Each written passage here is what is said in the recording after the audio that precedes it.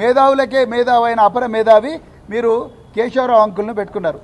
ఆ కేశవరావు అంకుల్ నిన్న ఈ పాలిటెక్నిక్ కాలేజ్ విద్యార్థులను పిలిపించి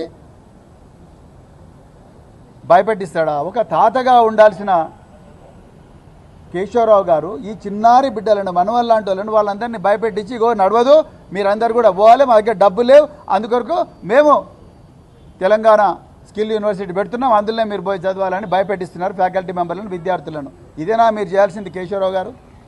మీ ముఖ్యమంత్రి గారు ఒక హెలికాప్టర్ ఉండగానే 111 కోట్లతో ఇంకొక హెలికాప్టర్ కొన్నాడు కదా, ఆ హెలికాప్టర్కి పెట్టిన డబ్బులన్నా ఈ పిల్లలకు పెడితే వాళ్ళు బాగుపడతారు కదా.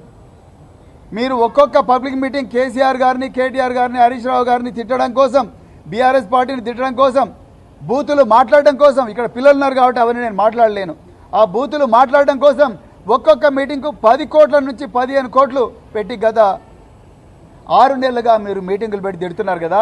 ఆ డబ్బులన్నీ ఈ రామంతపూర్ పాలిటెక్నిక్ కానీ, లేకపోతే మరి ఇంకో మాసప్ ట్యాంక్ పాలిటెక్నిక్ కానీ, లేకపోతే లెదర్ పాలిటెక్నిక్ కానీ, కృష్ణదేవరాయ పాలిటెక్నిక్ కానీ, 58 గవర్నమెంట్ పాలిటెక్నిక్ కానీ, లేకపోతే ఇంకా కొన్ని ప్రైవేటు పాలిటెక్నిక్ కానీ వాళ్ళందరికీ ఇస్తే పిల్లలు బాగుపడతారు కదా ముఖ్యమంత్రి గారు.